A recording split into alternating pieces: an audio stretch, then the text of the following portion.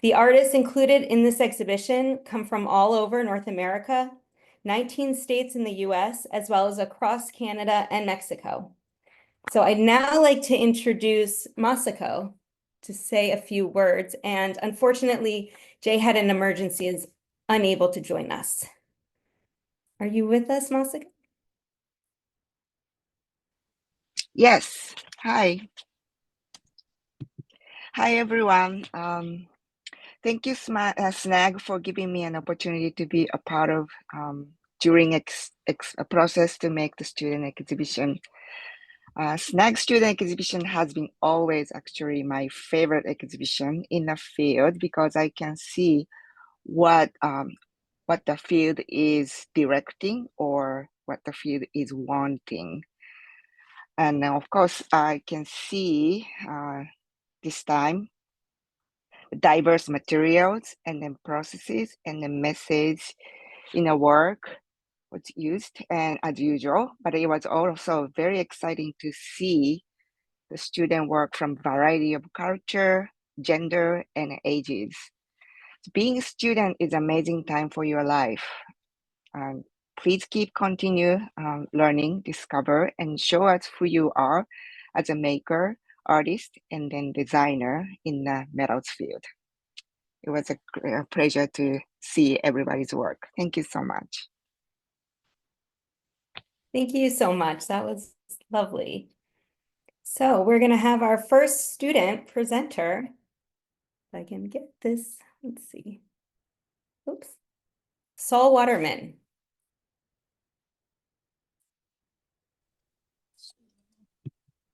Is Saul with us? Hello? Is the audio coming through? Yes, I'll spotlight you.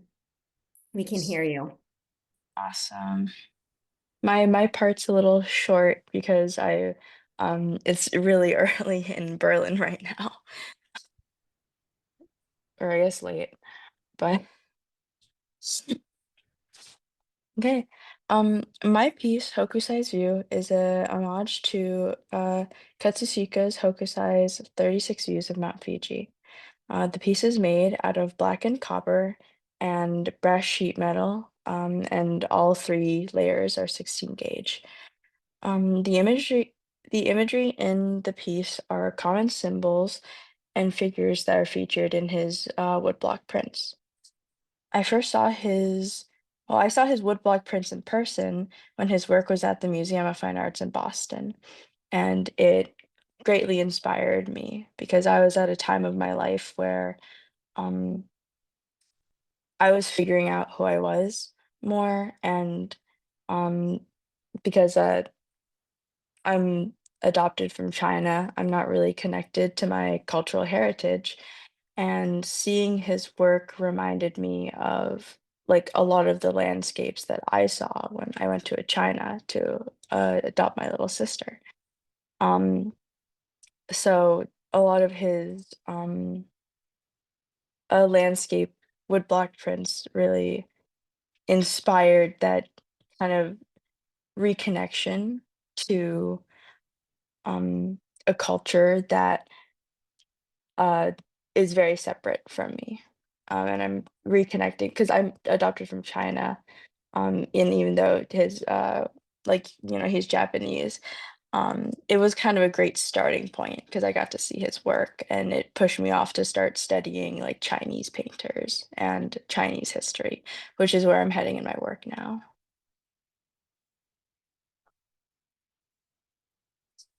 Yeah. Thank you so much.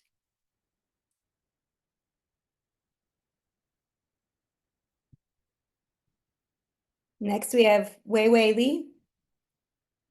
Hi, can you hear me? Yes. Okay. Thank you for having me here tonight. And hi, everyone. My name is Weiwei Li. I would like to start to introduce a little bit about my studio practice.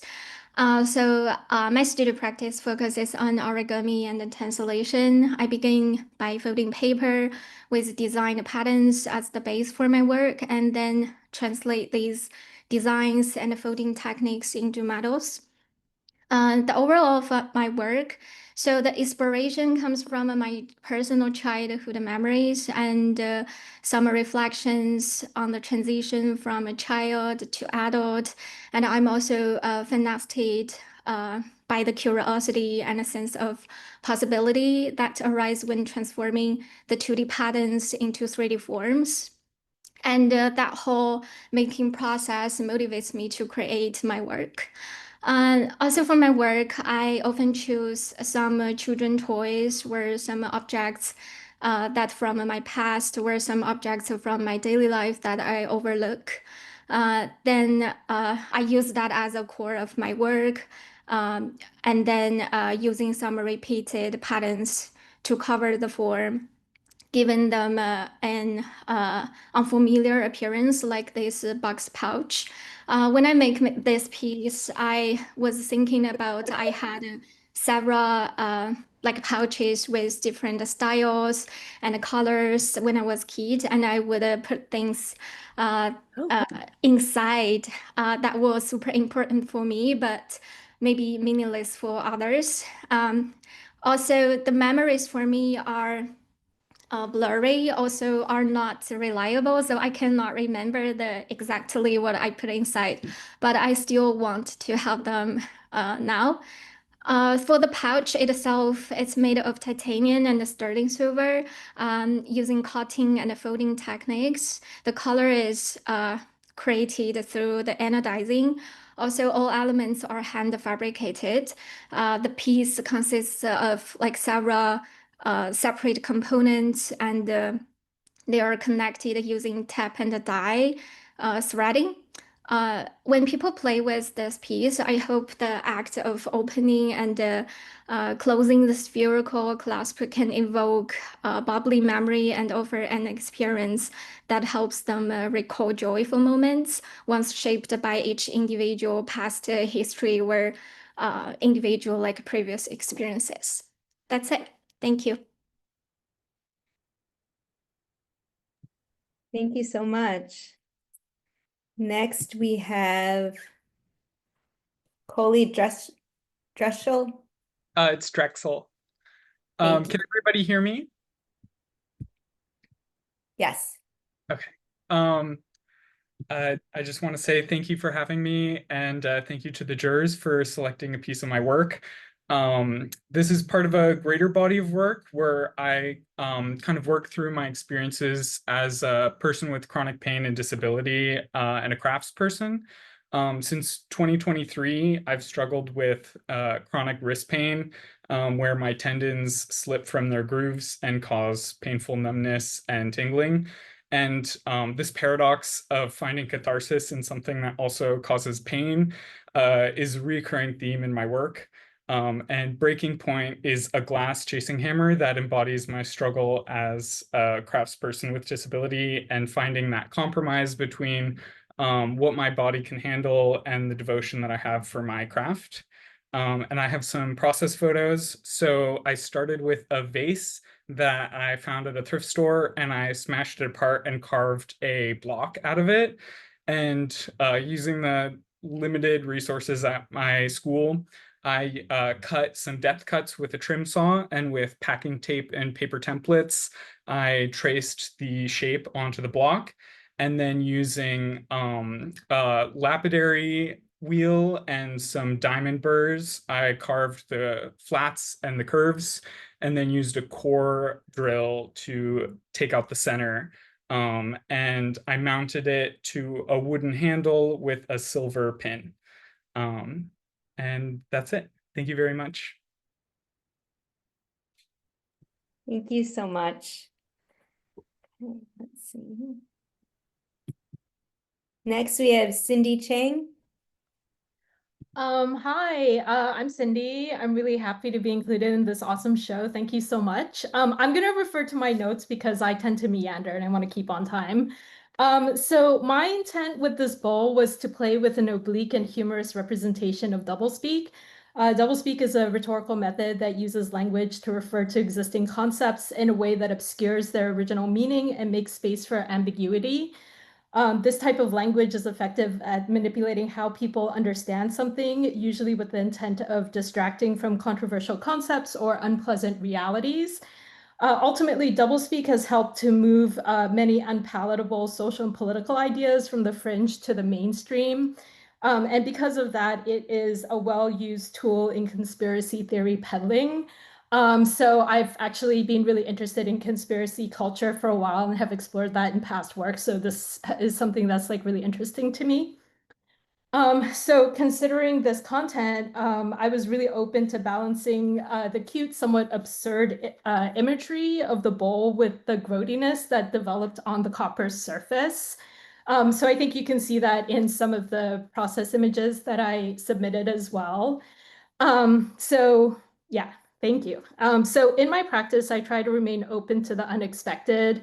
And I see each project more as a collaboration between myself and the materials rather than as a process where I impose my will upon the work. So with the bowls, usually you want a clean metal surface because the oxidation can compromise the enamel. But again, just considering the idea I was working with, I really actually loved the dirty surface, and I took the risk of trying to keep it. So I also included images, like one image of the wet packing into the cloisonné cells because I really like that stage. I think it's really juicy, and I just wanted to have that be part of the slideshow. So there's also images of the bowl after like a couple of color firings. So you can kind of see how the oxidation patterns change. And I really enjoy that type of unpredictability. I think it keeps things dynamic and exciting, especially with a process that's as precise and technical as cloisonné enameling can be. I think that constant dialogue with the work is something that I really appreciate. So in the end, I'm really happy that I took that risk to preserve the oxidation because it makes the bowl look somewhat unhealthy in a way that I think reflects its core theme. So it's kind of like the disease nature of doublespeak manifesting through the skin of the bowl. And I also included in the lower right-hand side an image of the bowl after it has been stoned. I think it's one of the most beautiful stages of enameling, but it's rarely seen. And I just love the matte surface and how it kind of like diffuses light in this beautiful way that gives it this glow. So I just wanted to include that as well. So that's it for my talk. Thank you. Thank you. Next, Wren Schulz. Can you hear me? Yes. Okay, slay. I'm Wren. Thank you again for the jurors and for everyone who put this show together. This is Embrace. It's spray painted brass felted wool that I dyed with black beans, and then also repurposed and hand carved acrylic, which is all layered and stitched together to make up a bracelet. It kind of feels like a little pillow for your wrist when you're wearing it, and I like to think of it like a piece of decorative padded armor. I'm sure as metalsmiths, most of you can relate to the concept of having wrist issues, but as both a metalsmith and someone with a non-visual disability, I think a lot about the way that symptoms become visual. I think about burn scars from days of working with no sleep, about racing thoughts and ideas that refuse to leave until they're crafted into being, about shaking hands and wrist braces and an inability to hold a file, let alone a coherent thought. Everything I make is a visual marker of those moments, fibers and plastics and cold connections, all accessibility tools, as well as aesthetic choices. My work is defined by my identity as a disabled person, but also as a queer and transgender artist. I'm interested in the contrast of materials, the hard with the soft, the natural with unnatural, stitching through layers of mixed material, cutting into metal and piecing it back together, holding naturally dyed fibers in place with vibrant plastic, piecing together identity from fragmented parts. I'm interested in adornment as protection and vulnerability and how that intersects with the history of queer culture. Specifically with this piece, I'm experimenting with the idea of adornment as accessibility, kind of just a little gentle protective reminder and embrace. And that's me. Thank you. Next, Farah Kathrada. Yeah, Please that's good. correct. I hope I say your names right, but I know as Nope. someone whose name is often said wrong, please correct me. You got it right. Great. Hi, everyone. I'd just like to thank the jurors for including me in this exhibition. My name's Farah, and I've recently graduated from George Brown College's Jewelry Arts program. So this piece was part of the collection I made for my graduating year, and I'm just going to talk a bit about my design process for the collection and for the ring. So the collection was based on classic jewelry formats and motifs translated through the processes and design conventions of glitch arts. I was interested in the intersection between digitally dependent design and hand fabrication, and also exploring different levels of abstraction and our ability to see through them to the original forms. When I first started designing for the collection, I took images of classic jewelry forms and motifs, like the signet ring, and used data bending to generate glitched versions of those images. So data bending is a process used in glitch art where you edit a file in a software that's designed to edit a completely different file type, like opening a JPEG in a text editor and then altering the text.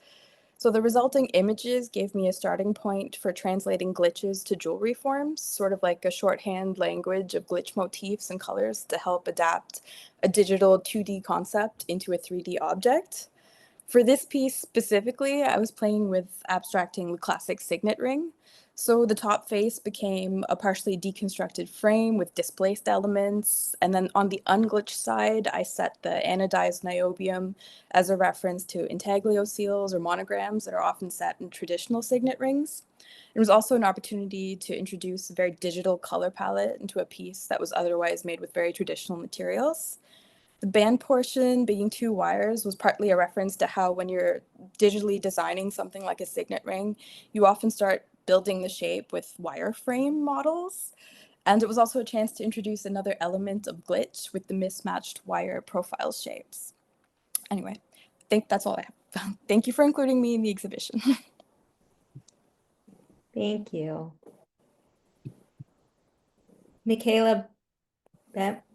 Now I'm gonna mess them all up. It's okay. Hello, my name is Michaela Bame, and I recently graduated from UW Stout's Art Education program, and I am grateful for this opportunity. Grace loss began in my classroom, and comments from students as young as 10 years old talking about how they should look, already afraid of getting older. The piece examines how our culture teaches women, even as children, that youth and beauty are their currency, and once they fade, so does their value. This piece is a critique of systems that treat women as products to be consumed. It speaks to the pressure women face to perform beauty, youth, and grace in order to be seen at all, and how not conforming often leads to invisibility, blame, or harm. Grace loss consists of an apple pierced by a fork, wrapped in embroidery floss, and embedded with human teeth. The apple represents the female body, a symbol of temptation that over time will decay. It is a reference to Eve, the figure that has been held responsible for original sin. That narrative follows women, blaming us for humanity's fall from grace. The apple shifts from a symbol of allure to something more violated once bitten. It is no longer whole.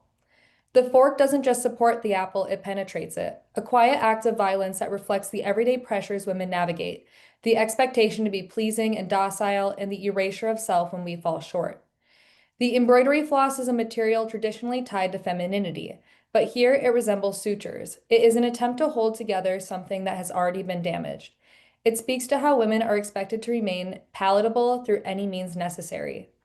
The embedded human teeth are a symbol of consumption. They serve to represent the consuming male gaze, a culture that devours women's youth, beauty, and innocence and leaves behind only remnants and trauma. The copper plate decorated in pink enamel, bows, and adolescent teeth symbolize the innocence expected of women, but also the space in which that innocence is lost. Both the plate and fork are intentionally non-functional. They are simply decorative. Their small size nods to the portion control and expectation placed especially on women's bodies. I was inspired by Vanitas traditions in art history in which objects such as skulls or rotting fruit symbolize the passing of time, the fleeting nature of beauty, life, and pleasure. In my work, the tradition is recontextualized through a gendered lens. In our society, youth and beauty are more than ideals, they're requirements. When they fade, women become invisible or irrelevant. It isn't just about decay or death, it's about how our culture consumes and vilifies women. It's about being constantly measured, expected to meet impossible standards, and discarded when we don't. It is a confrontation with that system. an invitation to acknowledge, question, and confront these ideals. Thank you once again for including me in this exhibition. That's all I have to say. Thank you. Naomi Zamir.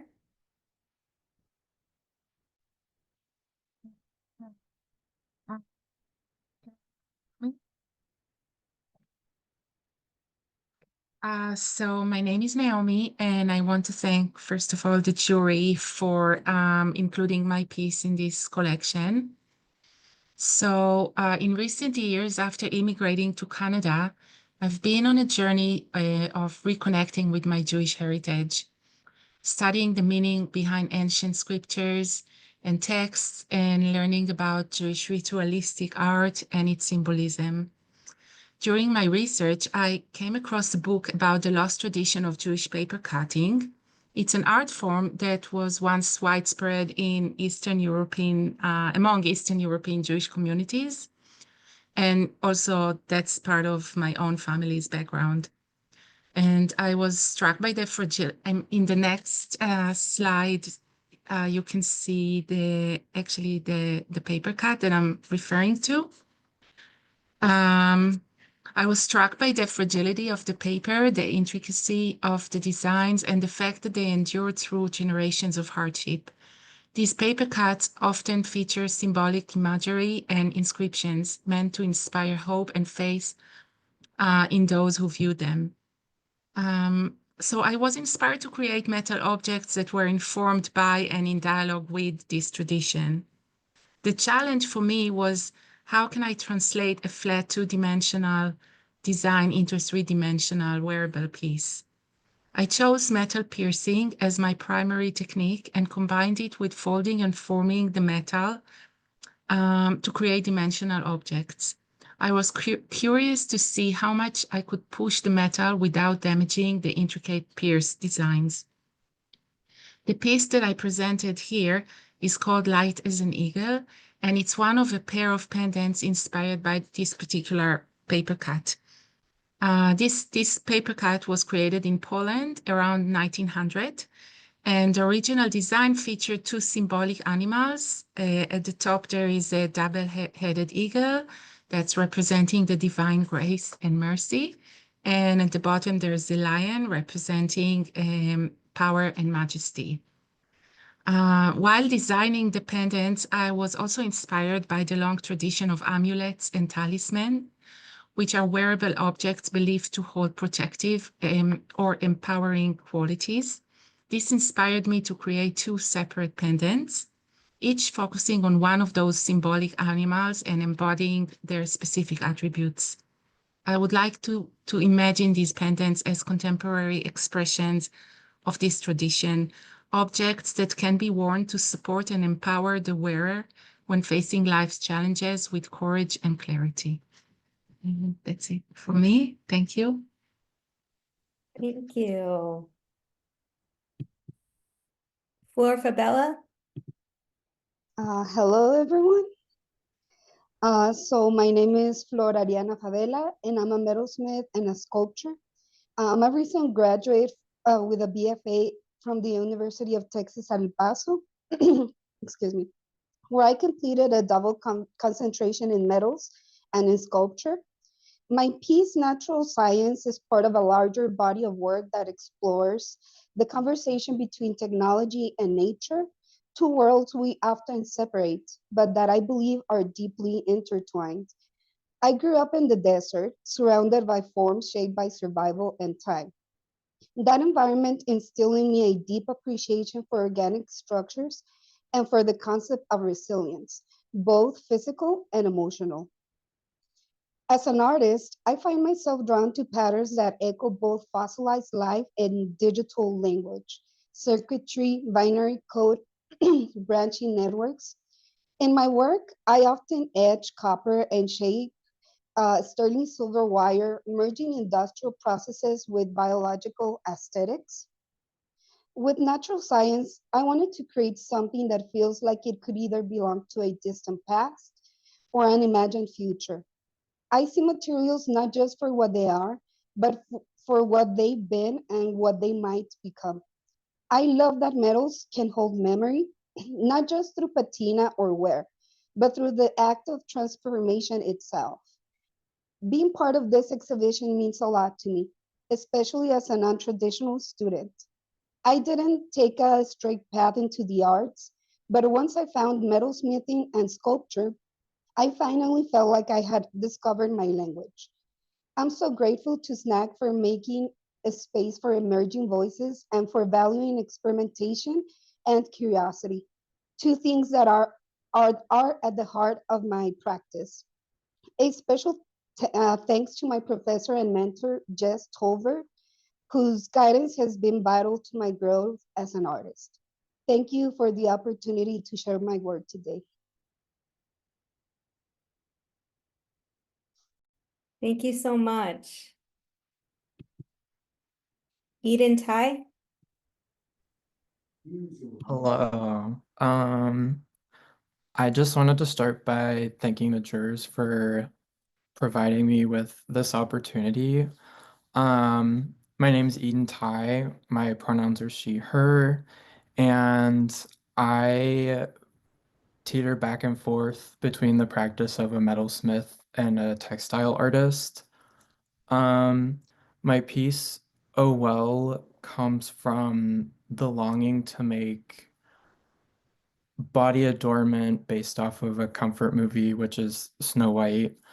I've always loved the wishing well scene just because of how the iconography of it, just how hopeful and like indirectly innocent it is.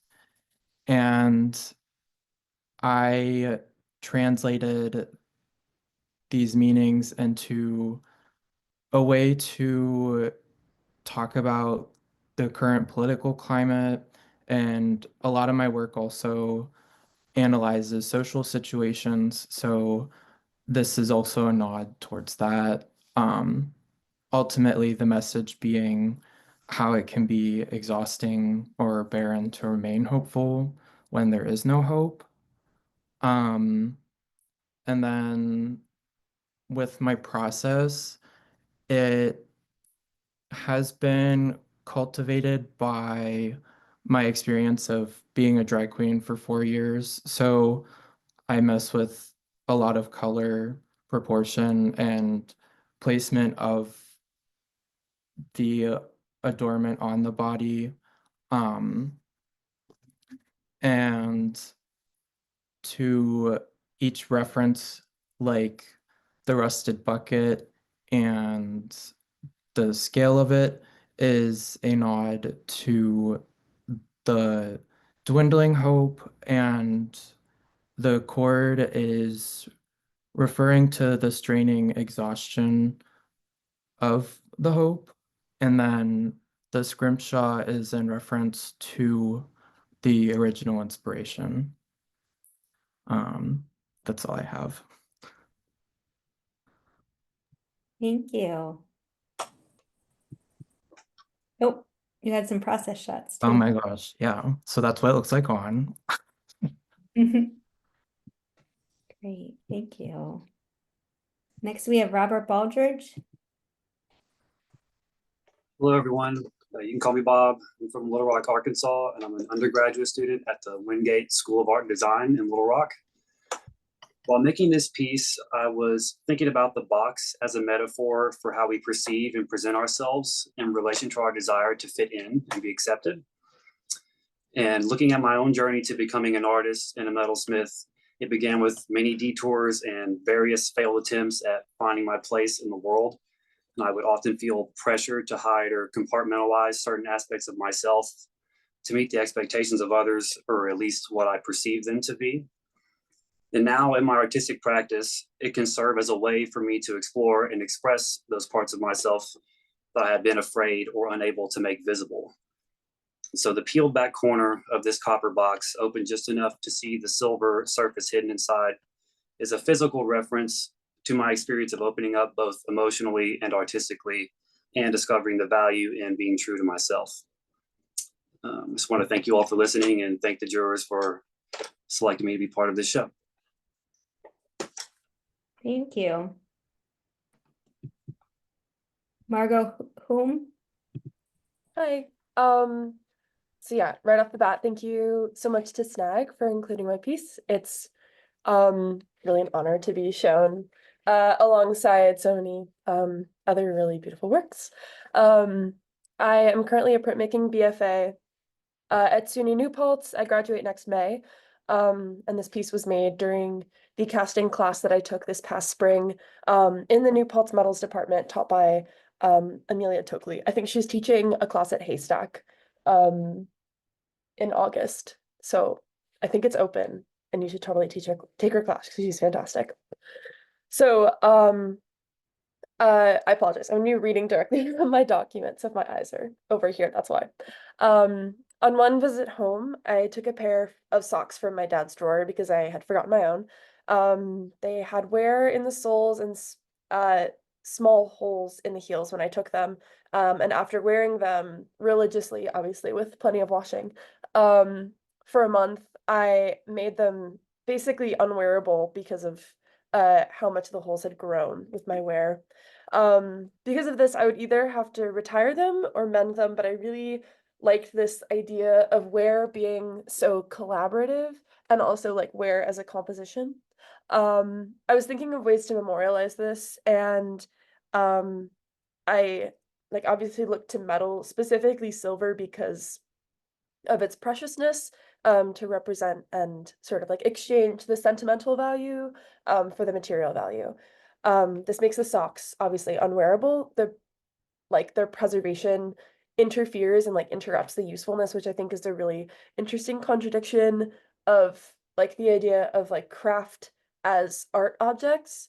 I've been driving to the Appalachians for the past few days and like going to these small like heritage museums, and yeah, it's really interesting to like look at objects of daily use behind glass barriers, making like the idea like their usefulness only a thing of imagination. So I was trying to sort of channel that in this piece. I think that craft is a lot of things, but also I think it's a language, a visual language, and I really enjoy translating those visuals like mending, like quilt blocks and like my printmaking work, into other materials like metal and paper. So for this piece, I cut thin strips of 16 gauge wax, and used the plain weave stitch, which is just the basic over under, to make like patches to fit the holes. And then for casting, I just like mounted them on a circular frame with like thick wax wire that I would sprue to. So yeah, the holes are actually not intentional. Pulling them out of the flask with massive holes in the middle was really shocking, and I think actually everybody in the casting room like gasped when it happened. But I think it actually ends up like hammering the point home of like wear being a composition in and of itself, and like just adds, it makes it like way more sentimental that you would yeah, sort of frame wear in silver. So yeah, thank you so much again. Thank you. Posie Depalo. Hi, hi, I'm Posie Depalo, and I'm sharing my brooch right to you. And I wanted to start off with my what inspired me first. So ever since second grade, I would take stickers off my fruit during lunch and adhere them onto my notebooks. In second grade, I was more interested in the amount of apples I could consume more than anything else and I never really thought much of it. I stopped the habit and almost forgot I even did that till 2 summers ago. I started volunteering at a food bank in San Francisco on Deharo Street. Before volunteers gave out food, it had to be prepared in a certain way. For the produce, it was important to take off all the stickers before they were handed out, due to sometimes the stickers ending up on the floor, and they were just hard to peel. When taking them off, it would be hundreds of produce stickers overlapping at the same time. I was reminded of my childhood, but in a different way. I began to think about how unnecessary the stickers are and how large corporations brand food, and how many of these produce companies are monocropping, leading to soil degradation, lack of in biodiversity, making farms more susceptible to mass blights. I fell down a rabbit hole, you can imagine, and of issue after issue in companies, including how companies like Dole and Chiquita altering or completely overthrowing governments. I mean, brooches have always been a way to share a political stance, and why it may not be obvious to everyone, it starts a dialogue around it and a subject that begin to share an important message. It feels important to share, and I hope to expand on this brooch in the future. And the next slide is process photos. I know we're all metalsmith people, so I kind of wanted to share a little bit behind. And I started with scans of produce stickers that I adhered onto press and peel paper as a resist. And kind of intuitively cut them out and figure out how they fit in the groove, and using a pulse arc welder, attached them together. So then I sweat soldered and did a little bit of solder to put it on the back, and then did a layer of liver sulfur, and then added a Sculpt Nouveau for that green hue to add more into that concept. Thank you so much for listening, and thank you all for letting me be a part of this. Thank you. Laura Papworth. Hello. My name is Laura Papworth, and I'm really excited to share a piece from my collection called Playful Pathways. My collection of work is rooted in my deep passion for urbanism, public spaces, and my personal connection to the city of Toronto. I've lived in Toronto for over 10 years now, and throughout that time, I've developed a strong appreciation for the unique and often overlooked design elements that make up the city's public environments, particularly its playgrounds and parks. As someone who studies and creates through a lens of urban exploration and appreciation, I see our public spaces as more than just functional. They are social, cultural, and emotional landscapes. Playful Pathways reflects my desire to reframe these urban sites as precious objects that are worth holding on to, preserving, and celebrating. Each piece in this collection is inspired by specific playground parks throughout Toronto. This particular ring is inspired by the aerial view of Roundhouse Park, located near the base of CN Tower. What I found particularly compelling about this space is its combination of industrial history and recreational repurposing.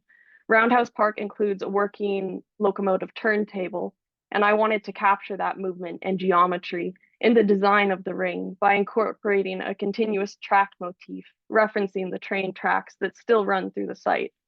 At the same time, I wanted to evoke the essence of playgrounds, the joyful and chaotic structures we associate with childhood. So this motif simultaneously references monkey bars, ladders, and other playground elements. I've always had a strong interest in integrating alternative materials into my work, and for this ring, I included wood as a central element. This choice of wood was intentional. It reflects both the natural feel of traditional playground equipment and the wooden materials historically used in early rail cars and tracks.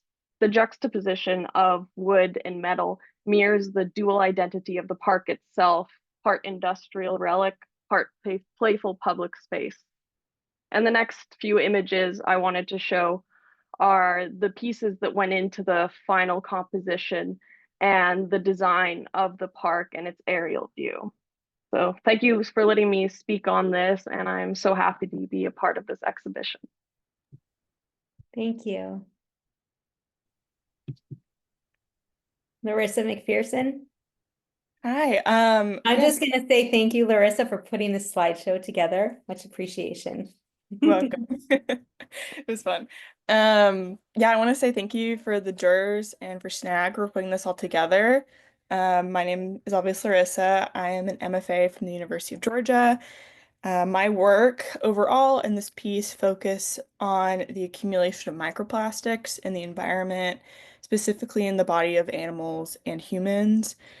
On a material level, I work between ethically sourced animal bones, mainly deer that I find myself, and biodegradable 3D plastics and found plastic waste from the environment. And with the 3D plastic and the bones, I carve each of these to mesh and see how these materials might fit together and combine them with the found plastics, and I included a slide for some process pieces, plus a picture of it on the body. Parts of my pieces come from 3D scans that I take of animal bones. I work with a lot of natural history museum collections, and I'll go and scan their bones, and then I'll either just print them directly or I put them into ZBrush and will edit and deform my models and then print them in that biodegradable PLA. And I'll use not just the print itself, but I'll use the supports. I like to use all parts of the print and try to limit waste as much as possible. And then I mesh these all together with actual bones. And this is a picture of some bones from my collection. And yeah, and then the last picture is a picture of it on the body. And the piece that is in the show uses all of these techniques, and the pieces are meant to be worn as sort of an outward signifier of this internal accumulation that's not only happening in animals, but also in the human body as well. And that's what I got. Thank you all again. Thank you. Nasla, Santillan, Lara. Yes, hi. Hi, I'm Nasla. I'm from Mexico City. Thank you so much to the jury to include one of my pieces. It's an honor. And thank you so much also to my teacher, Lorena Lazar. She has been the greatest teacher in my journey. Well, when I graduated, I started working as an illustrator since I have always had a passion for drawing and storytelling. However, my background in industrial design pushed me to constantly explore different materials. Always looking for ways to express myself through them and find the language that will allow me to fully translate who I am as an artist. I discovered contemporary Juried, and within the language I had been searching for a long time. I recently graduated from my postgraduate studies from the Contemporary Juried Design program at Centro University in Mexico City.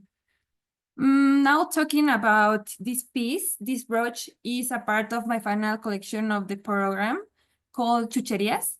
Chucherías is a word or an expression we use in Mexico to describe random little objects.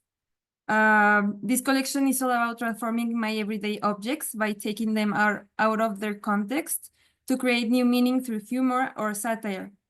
The objects I choose are pretty mundane and part of my daily life. However, I realize I have created a connection, maybe an emotional connection or just a simple connection, since I interact with them almost every day. This piece is a brooch called Maraña de Pelo or Tangle of Hair brooch. I choose coloring technique for this brooch that allow me to combine illustration and jewelry, creating something that feels like bringing a drawing to life in three-dimensional way. It was like pulling an illustration of the page and turning it into an object. And I also try to create pieces that place, whether it's through the shape, meaning, structure, or how you wear them. I love when a piece sparks joy or curiosity, like tiny surprises you carry with you. Finally, I find inspiration in everyday objects and moments. The little things we often overlook, even though they are deeply connected to us in the simplest or weirdest ways. Thank you. Thank you again for having my piece in the exhibition. Thank you. There's photos, I think. No, okay. Oh, no, we didn't get them. It's okay. Maline Stafle. Hello. Can you hear me okay? Okay. I just want to say thank you for including me in this exhibition. My name is Madeline Stafle. I'm a BFA student at UW-Madison, and I focus in metals and ceramics. This piece I called T-Bell. I've been working on it over the past year, and it was a challenge to integrate several techniques, including sand casting and lost wax casting, chasing and repoussé, raising, and then like soldering it all together. but the concept for this piece came to me at a time when I was having a lot of tea parties with my friends, and I don't know, there was just something about sitting together and drinking tea and having these heartfelt conversations with people I love. It was just very precious to me. And my approach to my work is my intent to make heirlooms, pieces that like have a certain preciousness about them and may be cherished for generations to come. So this tea bell was like a test of my skills, but also just like an ode to my wonderful friends and enriching conversations had over a pot of tea. And oh, I forgot one more thing too, is that the bell part of it is it's more of like a ceremonial object, and so you lift the lid and ring the bell, and as to say it's time for tea. And that's all. Thank you. Melina Castro.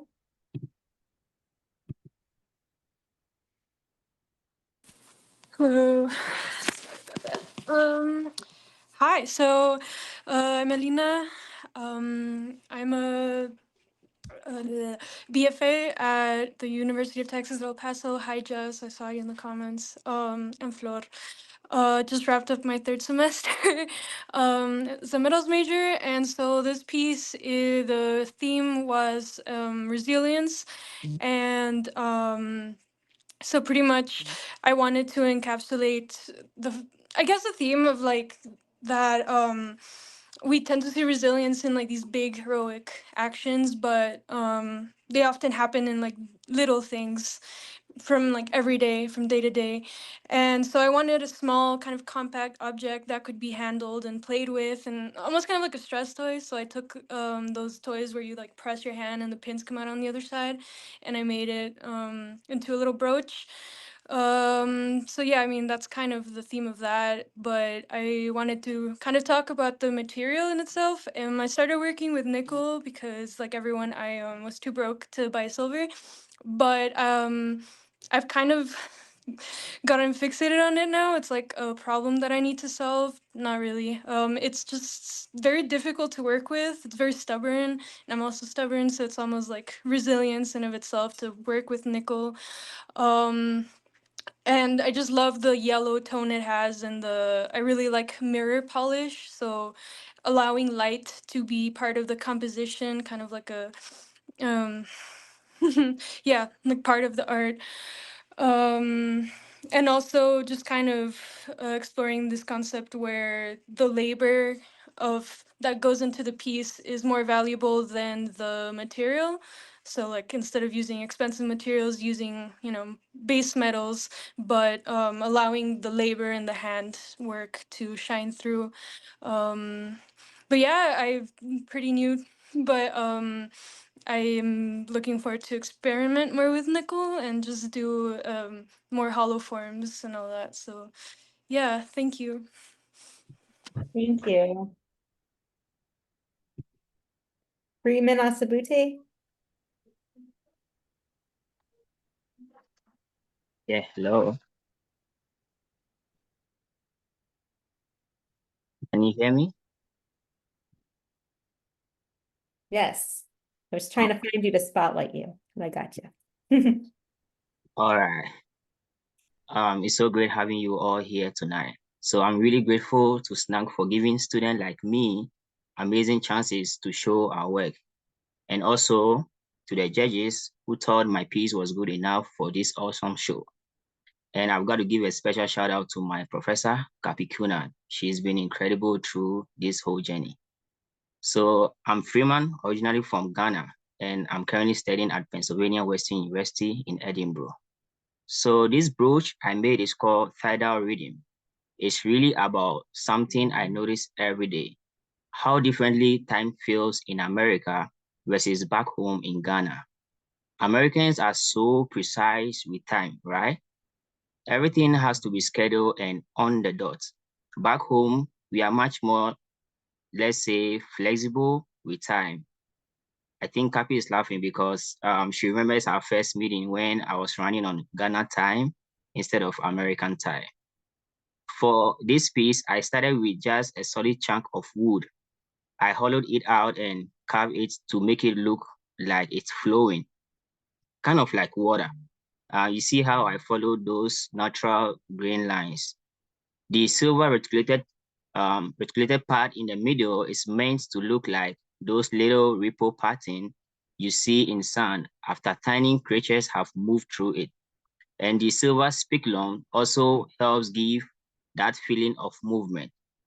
You know, growing up in Ghana taught me not to get too stressed about things I cannot control. That's why I decided to flash set these precious gemstones into wood, something we don't usually do.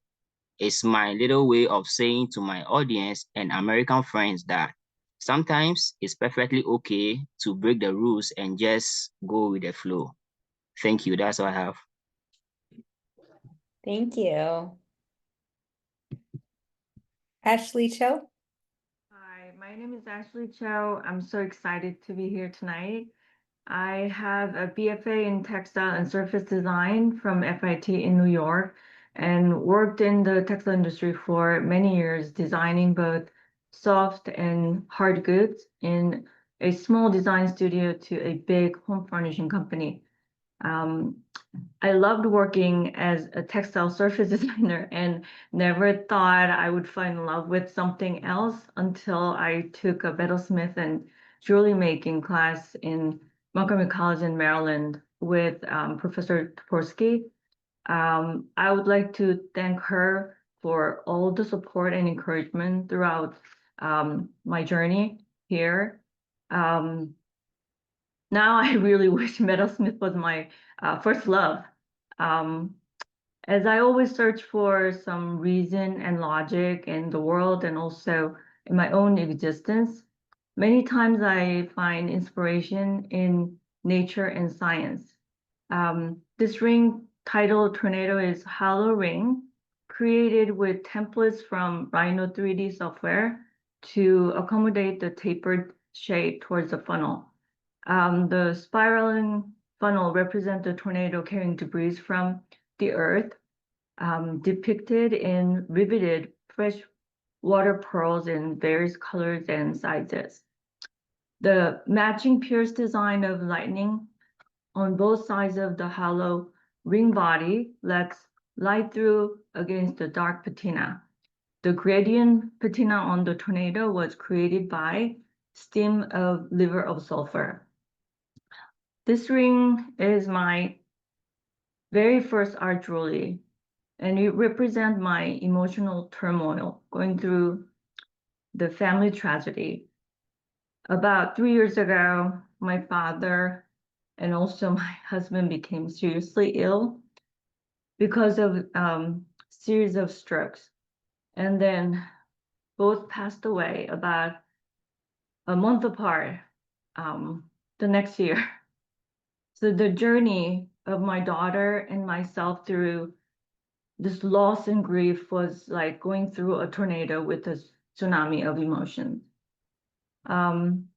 Natural phenomena like tornadoes, tsunamis, hurricanes, and earthquakes make us very humble. We cannot help ourselves from giving into the fact that we're so powerless in front of the magnitudes they can create in the same way as traumatic life events do. We have to overcome the aftermath somehow. Focusing on my art has given me a purpose and comfort. It has been truly therapeutic as an emotional outlet and a tool of exploration of in my recovery. I would like to share with people through my art this experience of channeling difficult emotions to create something positive and meaningful while still representing the struggle. It is a great honor to be part of this exhibition. Thank you so much for including me. Thank you. Mason Skeets. Hello, is my audio coming good? Yes. Keep talking so we can find you. Yeah. Hello, is the audio coming out good? Yes. Do you have Okay, your cool. video on also?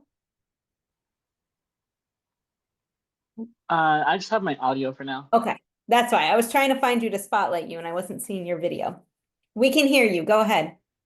Okay, cool. Yate everyone, Choe, Mason Skeets, Sincha, Toricini Schlingo, Tachini, Eva Shishin, Tohiglini, Eda Shiche, Ashihin, Eda Schneller. My name is Mason Warren Skeets. I am of the Bitterwater clan, born for red running into water, water flowing, and the Salt People clan. Firstly, I'd like to thank the judges for considering my piece in this art show. It is a great opportunity, and I'd also like to thank my professor at UNM Gallup, Christy Wilson, who I know is in chat right now. She really encouraged me and pushed me a lot to submit my piece, and I just really want to thank her from the bottom of my heart for doing that. My piece is in Ma'i Chil Bilat Hajon, which translates to bone, coyote, flowers. And with this piece, I wanted the three skulls to be the focus point, and I wanted to kind of tackle a lot of views of how the coyote is seen in Native media, and especially Navajo adjacent works where the coyote is portrayed as an evil or sort of malicious entity.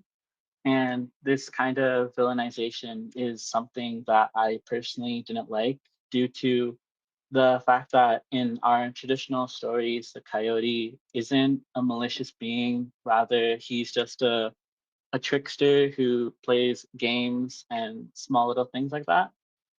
And one really important story in Navajo cosmology is the origin of our stars, which is because of Coyote, all of the stars are scattered across the sky.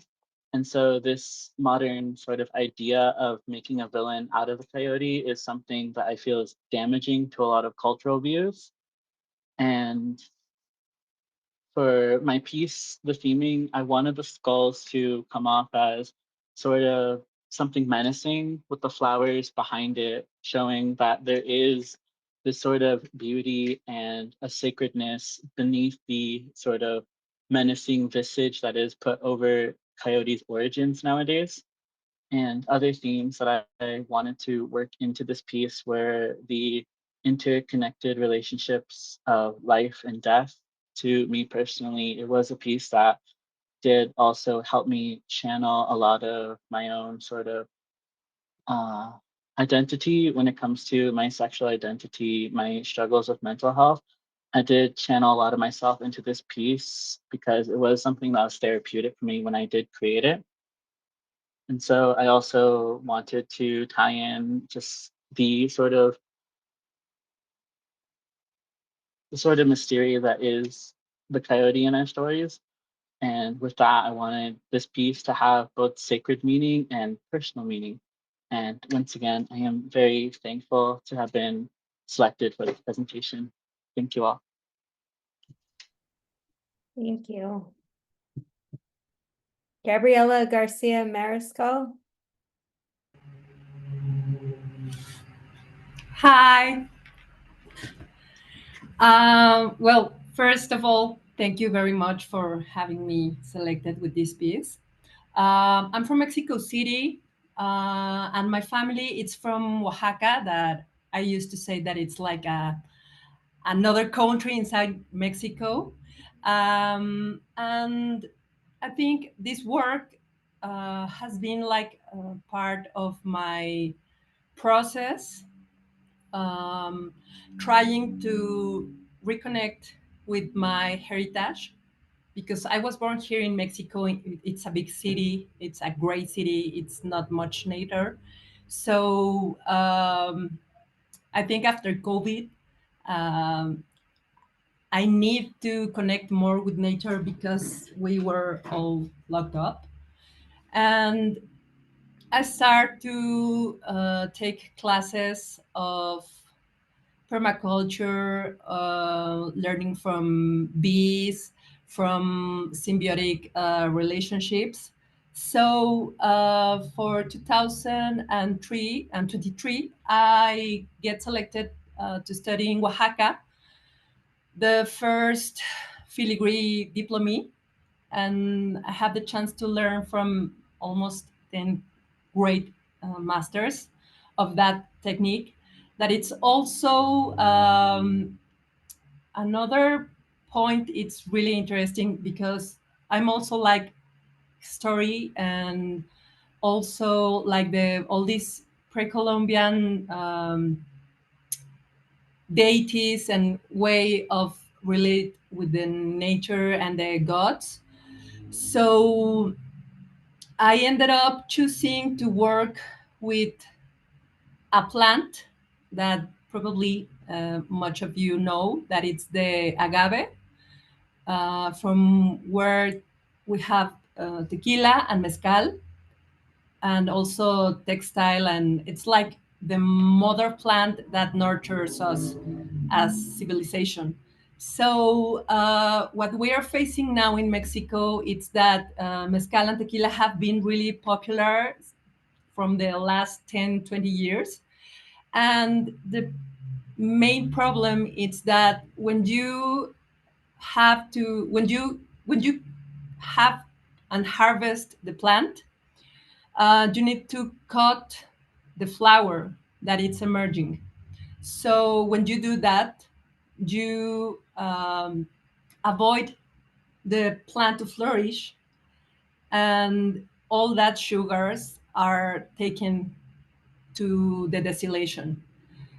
So the plants are now like running out of seeds, and not precisely extinction, but they are like in a crisis. So I try to depict this symbiotic relationship between the nature, the plant, and the animal, that it's the animal that pollinates the agave.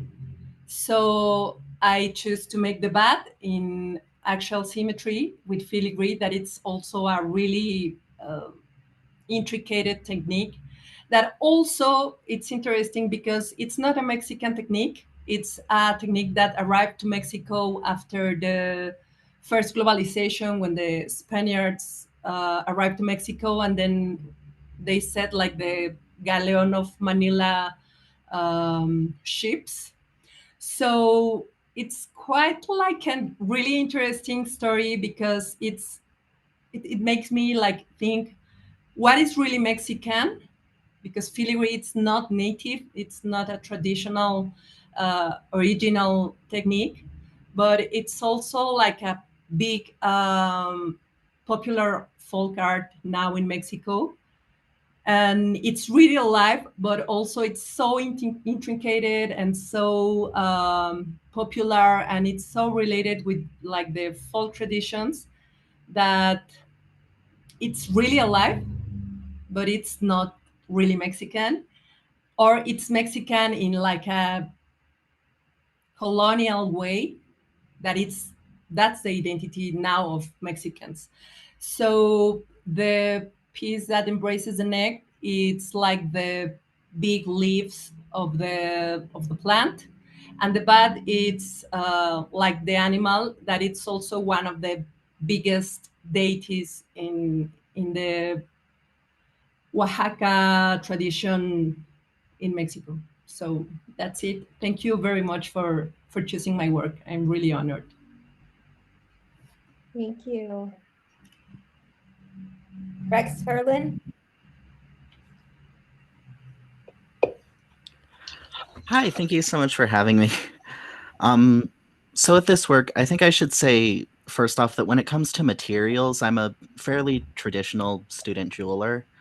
I like to work with semi-precious metals and stones, but always having my hands on these, valuable, expensive materials has made me wonder more broadly about the concept of worth. And that's what brought me to Vivat Rex. It's the picture of imitated opulence, but it's cheapened, not because it doesn't actually have gold, but because this feeling of sort of personal shame is baked into the concept.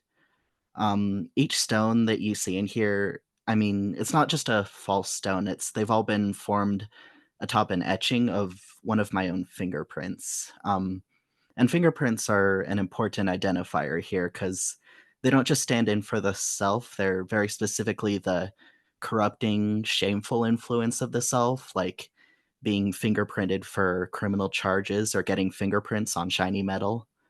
A funny thing about fingerprints here, actually, the last time I was officially fingerprinted, it was to submit my petition for a legal name change.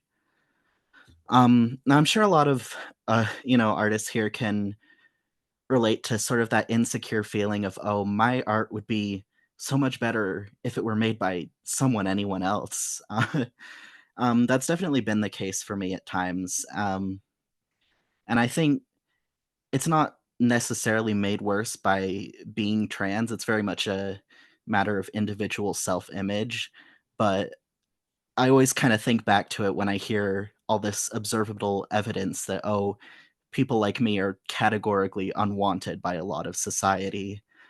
So, like, there's this question here, like, oh, would people like this crown more if I were cis, if it were made by Anne?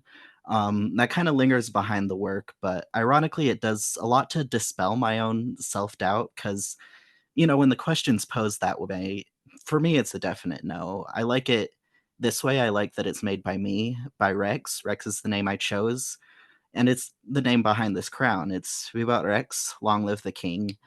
And that's this phrase that you hear chanted at coronations for rulers, and it's rulers, I should note, who have the power to enact just unspeakable oppression against common people, and that includes people like myself.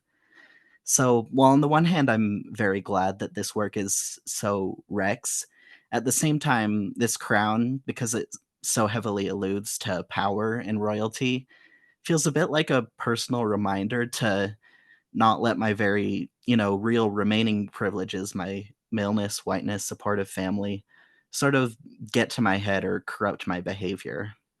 So Viva Rex conceptually brings out this tension that I like who I am, I like my name that means king, it's very important to me, but I refuse to act like a ruler. Thank you. Thank you so much. I think that may, oh, Bryce couldn't join us. I thought he didn't. I don't think Bryce is with us. So now it's time for the awards. Masako, if you want to join me, feel free. The jurors had such a difficult time making these selections. We have 2 Best in Show that we awarded, as well as 3 honorable mentions. We're supposed to have 2, but we had 3. It was really important to have undergraduate, graduate. So anyway, yes. So let's see. Best in Show, who will receive a 1-year SNAG membership and a quarter-page ad in Metalsmith magazine, goes to Bob Baldridge and Hannah Reynoso Toussaint. Congratulations. Congratulations. Thank you so much. I really, really appreciate this. And honorable mentions who will receive a SNAG membership: Alyssa Goel, Ezekiel Marti, and Weiwei Li. Congratulations. Congratulations. Thank you. And I think that's all. So the show will go live tomorrow. So please check it out. There's 51 pieces. We also have a high school student exhibition as part of it. This is the 2nd year we're doing it. We had like 5 submissions last year and 30 this year, and we wanted to include all of them. So they will be on a separate page that will be linked in the main exhibition page. And thanks to all the presenters for sharing about your work. We will post this recording. It'll be up on our website and on YouTube, and you're all welcome to say things, put your video on, whatever you want for a few minutes, and I will stop sharing my screen. So thank you so much. Yay, congrats, everybody. Congratulations. Congratulations. Amazing works. Woo! Way to go, mentors, too. That was fun.